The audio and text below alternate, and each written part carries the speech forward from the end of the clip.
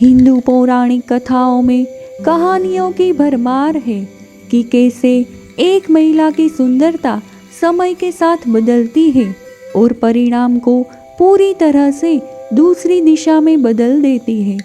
इन दिव्य अप्सराओं को हिंदू धर्म ग्रंथों में अप्सरा के रूप में जाना जाता है। वे देवराज इंद्र के दरबार में कलाकार हैं और ऐसी कई कहानियां हैं जहां देवों और देवताओं ने इन महिलाओं और उनकी सुंदरता की मदद से महत्वपूर्ण परिस्थितियों को अपने पक्ष में कर लिया। अप्सराएं वैदिक साहित्य में अंतर्दृष्टिपूर्ण उपस्थिति रखते हुए हिंदू धर्म का एक सतत हिस्सा रही है। सनातन इस तथ्य में निहित है कि ये सुंदर रचनाएं मनोरम शक्तियों वाली महिलाएं थीं और अपने रचनाकारों के प्रति असीम समर्पण थी। हिंदू धर्मशास्त्रों के अनुसार अप्सरा देवलोक में रहने वाली अनुपम, अति सुंदर, अनेक कलाओं में दक्ष, तेजस्वी और अलौकिक दिव्य स्त्री है। अप्सराओं को सबसे सुंदर और जादुई शक्ति से संपन्न माना जाता है। अप्सराओं को इस्लाम में हूर कहा गया है। हिंदू धर्म में अप्सराएं सौंदर्य का प्रतीक मानी जाती है और बहुत महत्वपूर्ण स्थान रखती है। अप्सराओं से अधिक सुंदर रचना और किसी की भी नहीं मानी जाती। पृथ्वी पर जो कोई भी सुंदर स्त्री है उसे अप्सरा कहकर उनके सौंदर्य को सम्मान दिया जाता है। कहा जाता है कि देवराज इंद्र ने अप्सराओं का निर्माण किया था। कई अप्सराओं की उत्पत्ति परमपिता ब्रह्मा ने भी की थी, जिनमें से तिलोत्तमा प्रमुख है। इसके अतिरिक्त कई अप्सराएं महान ऋषियों की पुत्रियां भी थीं। भागवत पुराण के अनुसार अप्सराओं का जन्म महर्षि कश्यप और दक्ष पुत्री मुनि से हुआ था। कामदेव और रति से भी कई अप्सराओं की उत्पत्ति बताई जाती है। अप्सराओं का मुख्य कार्य इंद्र एवं अन्य देवताओं को प्रसन्न रखना था। विशेषकर गंधर्वों और अप्सराओं का सहचर्य बहुत घनिष्ठ माना गया है।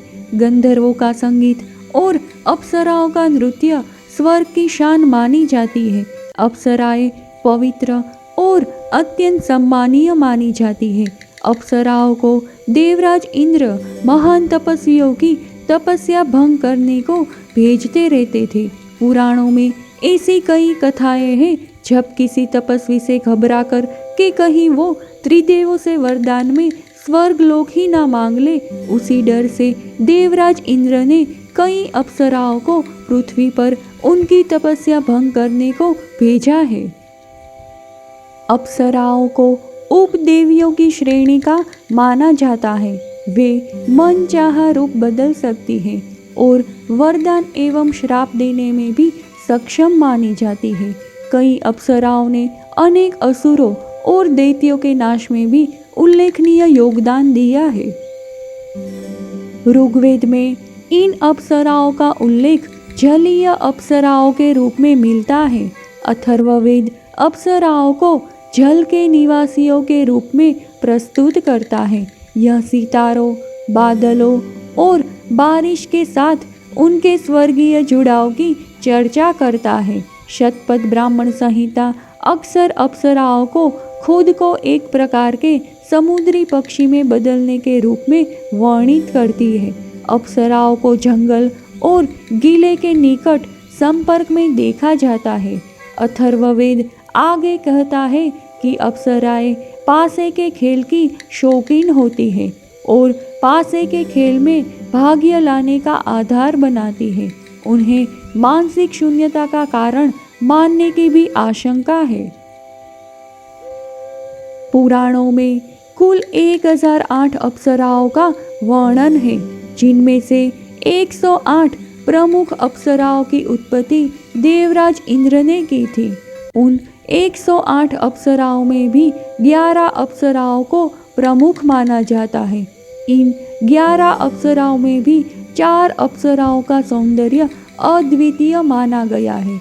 ये है रंभा, उर्वशी, मेनका और तिलोत्तमा, रंभा सभी अप्सराओं की प्रधान और रानी है।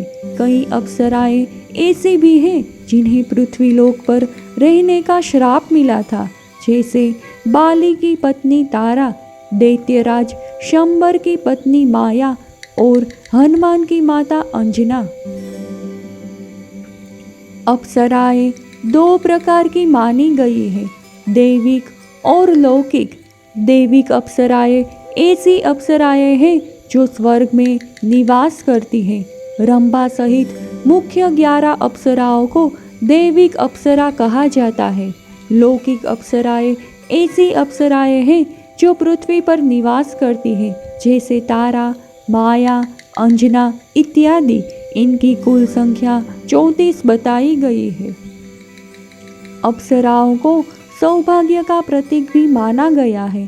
कहते हैं अप्सराओं का कौमार्य कभी भंग नहीं होता और वो सदैव कुमारी ही बनी रहती है। समागम के बाद अप्सराओं को उनका कौमार्य वापस प्राप्त हो जाता है। उनका सौंदर्य कभी क्षीण नहीं होता और ना ही वे कभी बूढ़ी होती है। उनकी आयु भी बहुत अधिक होती है। मार्कंडेय ऋषि के साथ वार्तालाप करते हुए उर्वशी कहती है, हे महर्षि, मेरे सामने कितने इंद्र आए और कितने इंद्र गए, किंतु मैं वहीं की वहीं हूँ। जब तक 14 इंद्र मेरे समक्ष इंद्र पद को नहीं भोग लेते, मेरी मृत्यु नहीं होगी। भारतवर्ष का सर्वाधिक प्रतापी पुरुवंश स्वयं अप्सरा उर्वशी की देन है। उनके पूर्वज पुरुरवा ने उर्वशी से विवाह किया, जिससे आगे पुरुवंश चला, जिसमें ययाति, पुरु, यदु, दुष्यंत, भरत, कुरु, हस्ती, शांतनु, भीष्म और श्री कृष्ण पांडव जैसे महान राजाओं और योद्धाओं ने जन्म लिया। उन्हीं के दूसरे वंशवेल में इक्ष्वाकु कुल में भगवान श्री राम ने जन्म लिया। अन्य संस्कृतियों में जैसे ग्रीक धर्म में भी अप्सराओं का वर्णन है। इसके अतिरिक्त कई देशों, जिनमें से इंडोनेशिया, कंबोडिया, चीन और जावा में अप्सराओं का बहुत प्रभाव है। अलग अलग मान्यताओं में अप्सराओं की संख्या 108 से लेकर 1008 तक बताई गई है।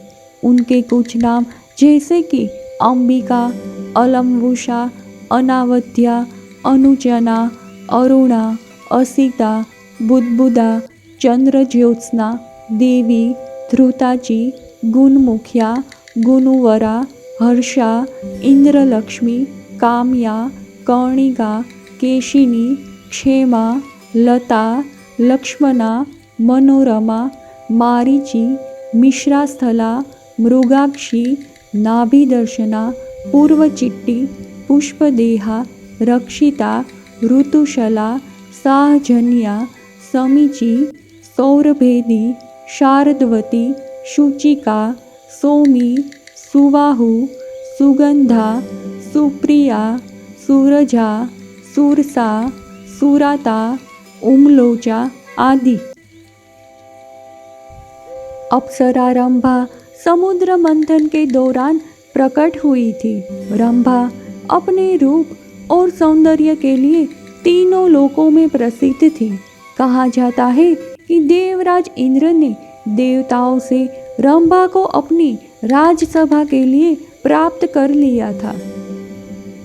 श्रीमद् भागवत पुराण के अनुसार अप्सरा उर्वशी स्वर्ग की सर्व सुंदर अप्सरा थी।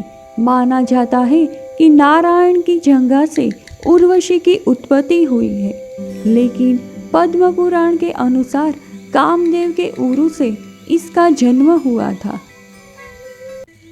मेनका स्वर्ग की सबसे सुंदर अप्सरा थी। महान तपस्वी ऋषि विश्वामित्र ने नए स्वर्ग के निर्माण के लिए जब तपस्या शुरू की, तो उनके तप से देवराज इंद्र ने घबराकर उनकी तपस्या भंग करने के लिए मेनका को भेजा था। तिलोत्तमा स्वर्ग की परम सुंदर अप्सरा थी। पुराणों के अनुसार इसकी सृष्टि करने के लिए ब्रह्मा जी ने संसार भर की सुंदर वस्तुओं में से तिल तिल भर लिया था। कहा यह भी जाता है कि ब्रह्मा के हवन कुंड से इसका जन्म हुआ था।